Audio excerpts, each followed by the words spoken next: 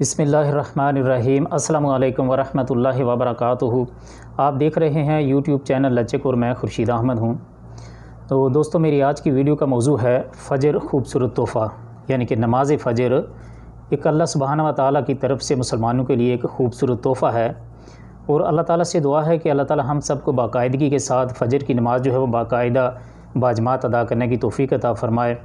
تو اس سلسلے میں نماز فجر کی پابندی کرنے والوں کے لیے اللہ سبحانہ و تعالیٰ کی طرف سے بہترین 10 بشارتیں ہیں۔ تو آج کی ویڈیو میں انہی 10 بشارتوں کے بارے میں ذکر کیا جائے گا، لیکن اس سے پہلے آپ سے گزارش ہے کہ اگر آپ پہلی بار اس چینل پر تشریف لائے ہیں تو چینل کو سبسکرائب کر لیجئے اور گھنٹی کے بٹن کو دبا کر آل پر ضرور کلک کر لیجئے۔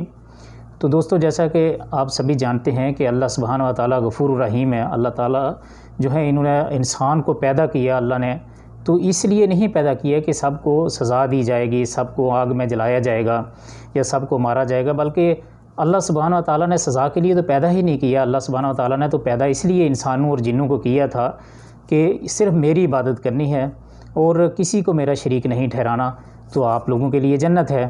تو یہ جو بھی ہم کوتاہیاں کرتے ہیں، سستیاں کرتے ہیں دین میں، تو یہ ہماری طرف سے ہوتا ہے۔ اللہ سبحانہ و تعالیٰ کا اس میں کوئی ہمارے اوپر جبر نہیں ہوتا۔ اللہ سبحانہ تعالیٰ نے تو ہمیں دونوں راستے دکھا دیے ہیں، خیر کا راستہ بھی اور شر کا راستہ بھی۔ اب یہ ہماری ثوابدید ہے کہ ہم خیر کے راستے کو اپناتے ہیں یا شر کے راستے کو اپناتے ہیں۔ تو اللہ تعالیٰ سے دعا ہے کہ اللہ تعالیٰ ہمیں باقاعدگی اس کے ساتھ خیر کے راستے پر قائم و دائم رکھے اور ہمارا خاتمہ بالخیر فرمائے، اور ہمارا خاتمہ ایمان پر فرمائے اور مرتے وقت کلمہ شریف زبان پر جاری کرے۔ اللہ سبحانہ تعالیٰ تو ہمیں بخشش کے ہمارے لیے بہانے ڈھونڈتے ہیں۔ دیکھیں کتنا اللہ سبحانہ تعالیٰ غفور رحیم کہ نبی صلی اللہ علیہ وسلم نے فرمایا کہ اگر رستے میں کسی بھی تکلیف دہ چیز کو ہٹانا رستے سے، یہ بھی نیکی ہے، یہ بھی ثواب ہے، صدقہ ہے۔ ایک کانٹے کو، جو ایک کانٹا ہے، اس کی کتنی حیثیت ہوتی ہے، کانٹا بھی رستے سے ہٹانا جو مسلمانوں کے رستے کے یا لوگوں کے لیے تکلیف کا باعث بن سکتا ہے، اس پہ بھی اللہ سبحانہ تعالیٰ نے اجر و ثواب رکھا ہے۔ تو ویڈیو کو زیادہ لمبا کیے بغیر اب سے ہم بڑھتے ہیں کہ ان 10 بشارتوں کی طرف جو اللہ سبحانہ تعالیٰ نے فجر کو باقاعدگی کے ساتھ ادا کرنے والوں کے لیے دی ہیں۔ ہماری دعا ہے کہ اللہ سبحانہ تعالیٰ ہم سب کو بھی ایسے ہی لوگوں میں شامل فرمائے۔ میں سمجھتا ہوں کہ یہ 10 بشارتیں جو ہیں، ان کو جان لینے کے بعد کوئی بڑا ہی بدنصیب شخص ہوگا جو ان نبوی بشارتوں کو پڑھنے یا سننے کے بعد بھی نماز فجر چھوڑ کر سوتا رہے گا، کیونکہ یہ بشارتیں تو نبی صلی اللہ علیہ وسلم نے مسلمانوں تک پہنچائی ہیں، اور ظاہر سی بات ہے کہ نبی صلی اللہ علیہ وسلم وہی بات کہتے تھے جس بات کا اللہ سبحانہ و تعالیٰ کی طرف سے حکم ہوتا تھا۔ تو یہ بشارتیں نبی صلی اللہ علیہ وسلم کی طرف سے ان کے دل پر جو وحی القاء کی گئی، اسی کے نتیجے میں انہوں نے ہم تک پہنچائیں۔ تو آگے اب عمل کرنا یہ ہمارے اوپر ہے کہ آیا ہم ان بشارتوں کو سچا مان جان کر ان باتوں پر عمل کر کے ان بشارتوں کے نتیجے میں جو کامیابیاں ہیں ان کو حاصل کرنے کی کوشش کرتے ہیں، یا شیطان کے بہکاوے میں آ کر اس چیز کو جو ضائع کر دیتے ہیں۔ تو سب سے پہلی بشارت یہ ہے کہ بروز قیامت اسے مکمل نور حاصل ہوگا، یعنی ایسے شخص کو جو باقاعدگی کے ساتھ فجر باجماعت ادا کرتا ہے، اسے مکمل نور عطا کیا جائے گا، جبکہ ہر طرف اندھیرا ہی اندھیرا ہوگا۔ پیارے رسول صلی اللہ علیہ وآلہ وسلم فرماتے ہیں، بشر المشائین فی الظلم الی المساجد بالنور التام یوم القیامہ۔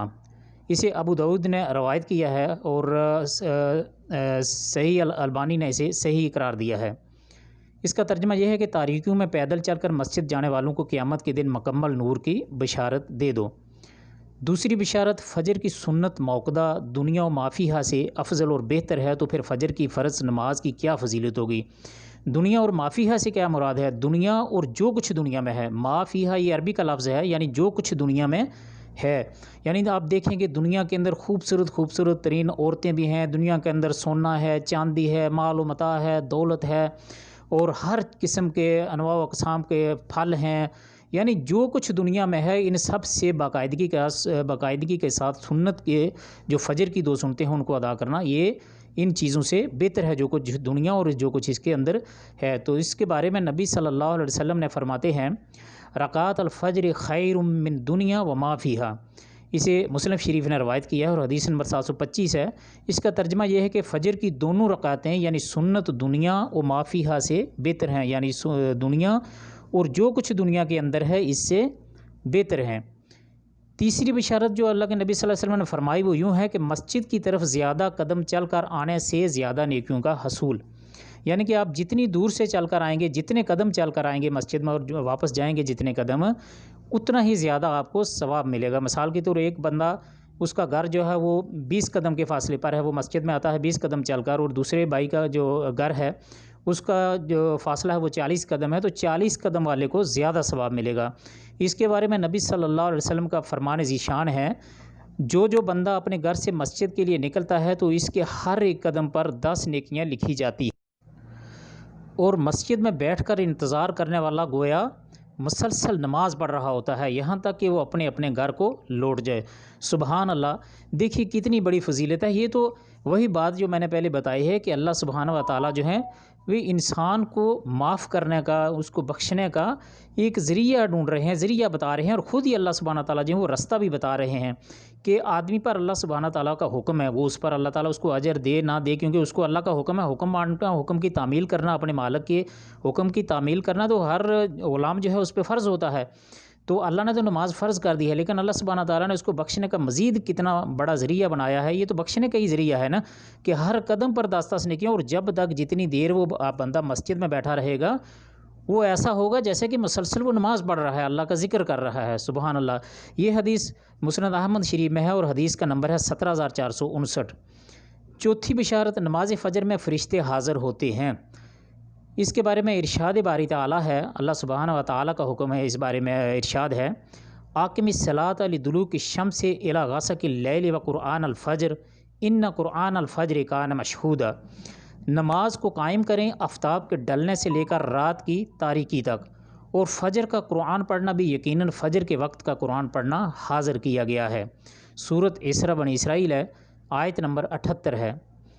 پانچویں بشارت، جہنم سے نجات۔ اس کے بارے میں پیارے نبی صلی اللہ علیہ وآلہ وسلم کا فرمان ذیشان ہے، آپ علیہ الصلوۃ والسلام نے فرمایا، لن یلج النار احد صلی قبل طلوع الشمس و قبل غروبها یعنی الفجر والعصر۔ ترجمہ اس کا کیا ہے کہ رسول اللہ صلی اللہ علیہ وسلم فرماتے ہیں کہ وہ شخص ہرگز جہنم میں نہیں جائے گا جو طلوع آفتاب سے پہلے اور غروب آفتاب سے پہلے نماز پڑھے، یعنی فجر اور عصر کی نماز۔ اس حدیث کے راوی مسلم شریف ہیں، مسلم شریف نے اس کو اپنی صحیح میں روایت کیا ہے اور حدیث کا نمبر ہے 634۔ چھٹی بشارت کیا ہے؟ چھٹی بشارت یہ ہے کہ اللہ تعالیٰ کا دیدار ہوگا۔ سبحان اللہ، اور یہ سب سے بڑی نعمت ہے جو قیامت والے دن جنتیوں کو عطا کی جائے گی۔ جریر بن عبداللہ رضی اللہ عنہ فرماتے ہیں، ہم نبی کریم صلی اللہ علیہ وسلم کی خدمت میں حاضر تھے، آپ صلی اللہ علیہ وسلم نے چاند کی طرف نظر اٹھائی جو 14ویں رات کا تھا، پھر فرمایا کہ تم لوگ بے ٹوک اپنے رب کو اسی طرح دیکھو گے جیسے اس چاند کو دیکھ رہے ہو، اسے دیکھنے میں تم کو کسی قسم کی بھی مزاحمت نہیں ہوگی، یا یہ فرمایا کہ تمہیں اس کے دیدار میں مطلق شبہ نہ ہوگا، اس لیے اگر تم سے سورج کے طلوع اور غروب سے پہلے فجر اور عصر کی نمازوں کے پڑھنے میں کوتاہی نہ ہو سکے تو ایسا ضرور کرو۔ صحیح البخاری 573 اور صحیح مسلم 182، یہ حدیث کے ریفرنس ہیں، حدیث کے نمبر ہیں۔ تو ساتویں بشارت کیا ہے؟ ساتویں بشارت یہ اللہ کے نبی صلی اللہ علیہ وسلم نے ہمیں دی ہے کہ پوری رات تہجد کا ثواب۔ سبحان اللہ، سبحان اللہ و بحمدہ، سبحان اللہ علی نعمت الاسلام۔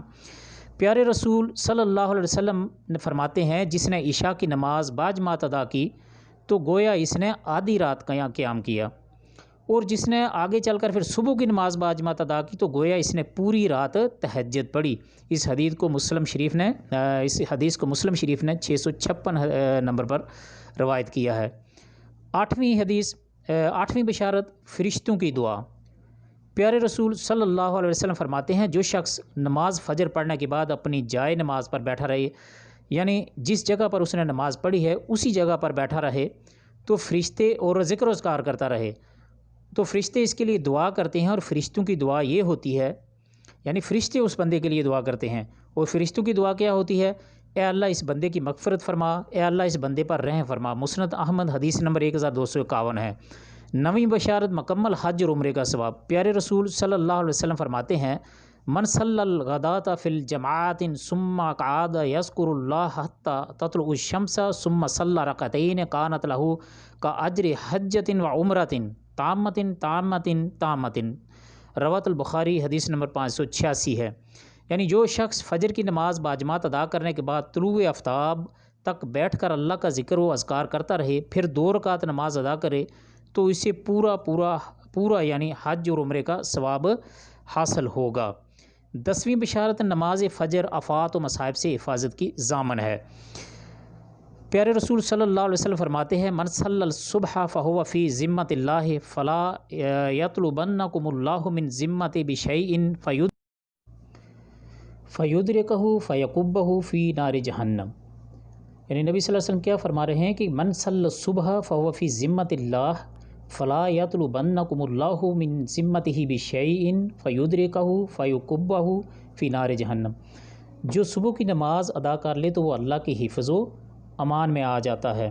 دیکھیں کتنی بڑی سعادت کی بات ہے کہ صرف فجر کی نماز جو اللہ سبحانہ تعالیٰ نے ہمارے اوپر فرض کی ہے، ہمارے لیے پھر بھی پڑھنا لازم ہے، لیکن فجر کی نماز پڑھنے کے کتنے فوائد ہیں اور یہاں ہم نے 10 نبوی بشارتیں جو آپ تک پہنچائی ہیں۔ تو اللہ سبحانہ تعالیٰ سے دعا ہے کہ اللہ سبحانہ تعالیٰ مجھے سب سے پہلے اور آپ سب کو ان پر عمل کرنے کی توفیق عطا فرمائے۔ آپ سب کے قیمتی وقت کا وہ بہت بہت شکریہ۔